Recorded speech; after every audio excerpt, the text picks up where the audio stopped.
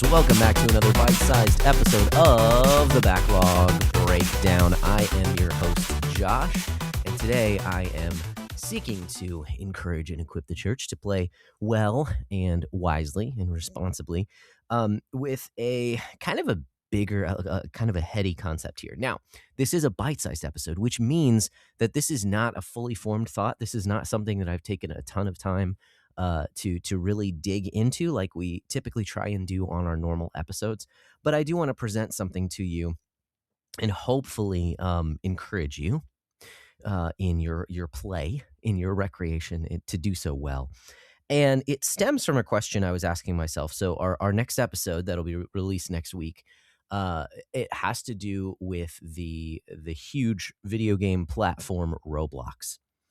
And there are within our conversation, in researching Roblox, there are some aspects of it that we don't like, that stems around the way that we interact on the internet. And it posed a question for me: why are radical ideologies such as transgenderism and even this idea of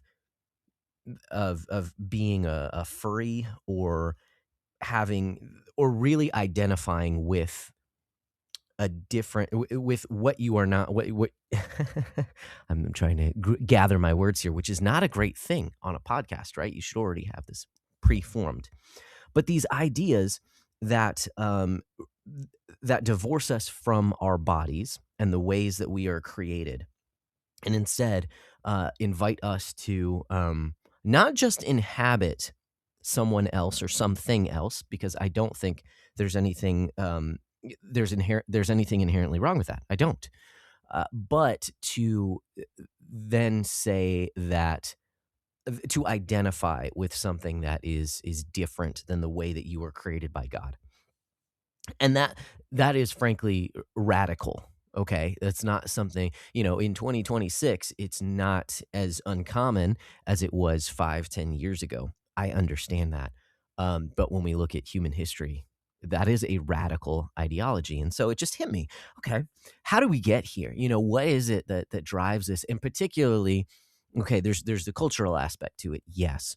But I think about in video game spaces, there are a number of prominent YouTube streamers, or excuse me, streamers in general, not just necessarily YouTube streamers, but also video game podcasters, video game journalists, and things like this, that have accepted these ideas wholesale. I mean, when you think about, conventions, nerd conventions, and video game conventions, it kind of goes hand in hand with cosplay, which, again, there's nothing inherently wrong with cosplay itself, but with people that take that a step further and therefore identify with these other, whether it's a different I don't know if we want to use the term gender, whatever.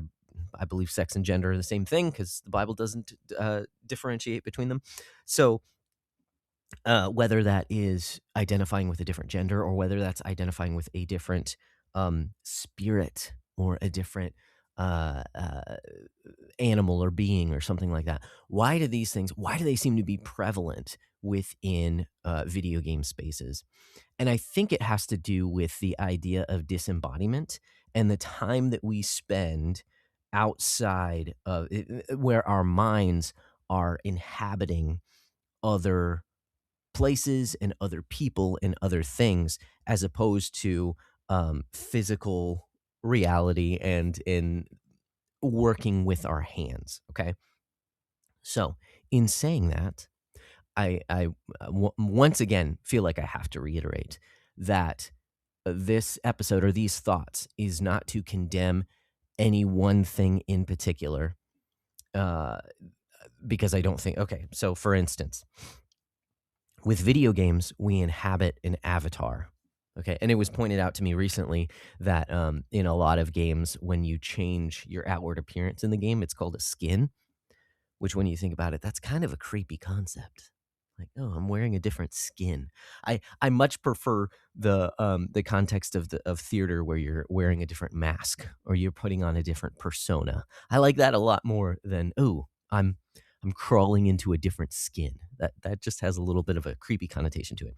Anyways, that's neither here nor there. That's a little bit of a sidebar.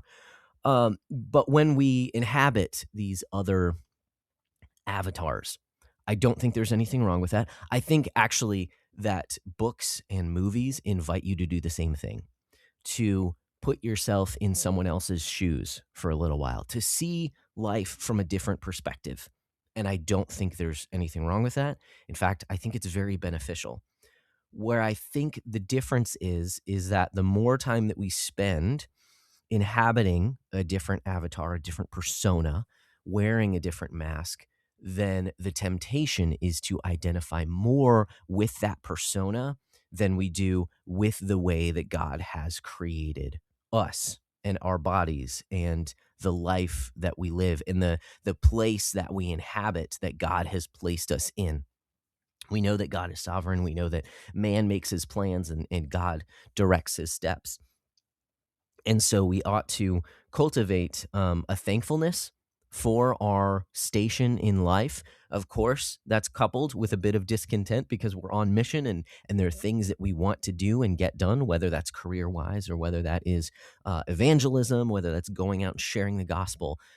So there's a little bit of, because we have work to do, yes, we're on mission, and yes, there are things that we want to change, but there's also recognition of humility before an almighty creator who has made us and made us the way that he wants us to be. So there's a little bit of a mixture there. I'm not 100% saying, oh, we need to absolutely be content with everything that we face in life. So when I get a debilitating sickness, I should just be content. I'm I think we should be thankful to God for what he gives us, but I don't think that means that therefore we shouldn't, take medicine or something along those lines, or we shouldn't go to a doctor and try and fix our bodies. But I do think it's a step too far when we move into the realms of, say, transhumanism, when we start to augment our bodies, and rather than seeing technology as a tool to help us, we start to identify with these technological tools, which I would say to some extent are good gifts of God. But then we start identifying with that and it becomes a part of us. And that is what I think the temptation is, that once we start going down that road, it leads us to sin. And I think that it's because there is an element of, rather than having faith in God and trust in God that he gives good gifts to his children, and viewing the things that he gives us as good gifts that we can then use in our lives, we start to say that this is actually who I am and this is how I ought to be. And because I'm broken, which is a reality, we are broken, but because I'm broken, I should be able to fix myself. And then a step farther than that is, hey, I'm not even necessarily broken. I just want to be something different. And so I'm discontented in what I have and what I've been given. And instead, I would rather become a different kind of thing. So again, my original question is, why is this prevalent within video game spaces? And I think it has to do with the time that we spend in disembodied spaces. So our just life in 2026, it almost requires, I'll say American life in 2026, it almost requires that you have access to the internet and that you understand how to integrate the internet into your regular life. It's not altogether necessary, but I think a big part of the lives that we lead are disembodied, and so we take on these different personas when we're online. And I think we do that in video games as well, that we have different avatars that we play as, that we can tend to, that there is a temptation, therefore, to identify with that avatar. And that leads us down a road to believe that we are malleable and that we can change who we are.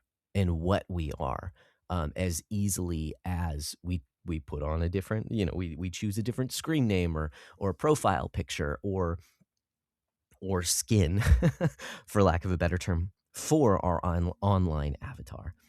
And so I just wanted to kind of throw this out here in a bite-sized context that we ought to be careful, that temptation is real, that as we spend time in these different spaces, which again, there's nothing wrong with that. In fact, I think it's good to learn about different perspectives and points of view, because we're not all seeing and all knowing, and we can be wrong about things, and we want to understand things from other vantage points.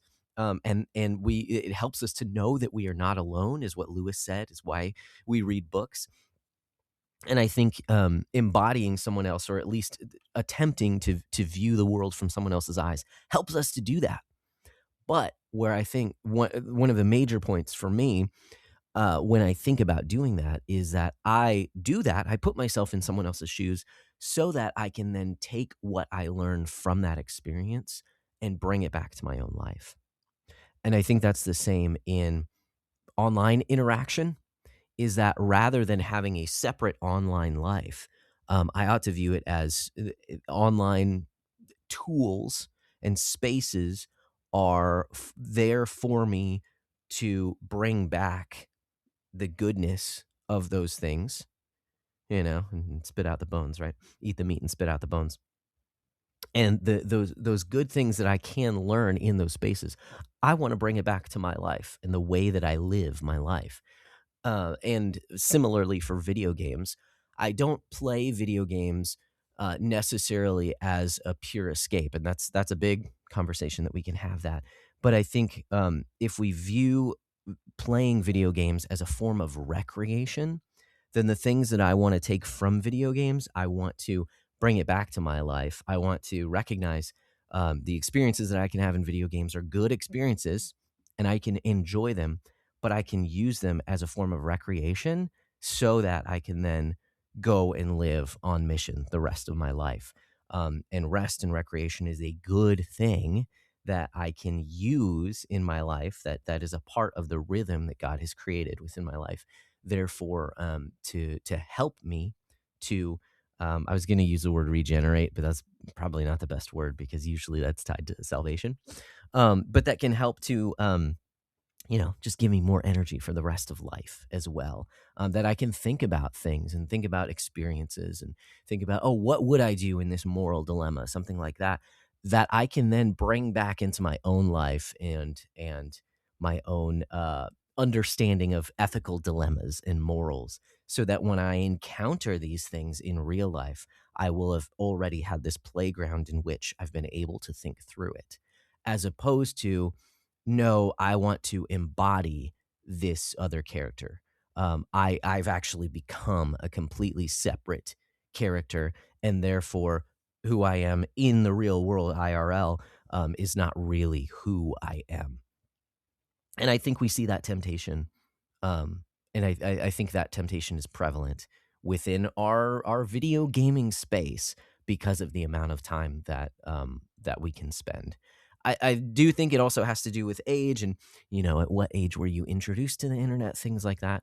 Because I'll be honest, most of my avatars in video games, I don't tend to make them crazy or extreme. I know a lot of players do like to do that, or like to change the gender of the person that they play as. And I generally try and keep it similar to who I am. That's just naturally what I do. Again, it's not necessarily right or wrong if you would prefer to play as, something different. But I just want to point out that the temptation is there. The temptation towards discontentment in who you are, the temptation towards, oh, things would be better if I was different, and therefore identifying with something different. And instead, we ought to cultivate thankfulness for what God has given to us, and that is coupled with a responsibility of how God has made us, and therefore what ought we to do with the gifts that we have, with the skills that we have, and with the life that He has given us. Take a look at your responsibilities, and therefore how ought we to live. So hopefully this has been an encouragement. I have to reiterate that because this is a bite-sized, it's not a fully formed thought. So there are plenty of other perspectives, and I'd love to hear what you have to say on this idea of disembodiment, of discontentment, of good gifts, of a sovereign God. I've kind of gone a little bit all over the place, but I'd love to hear what you have to say. So reach out. And till next time, guys, keep beating down your backlogs. We'll keep breaking down the benefits.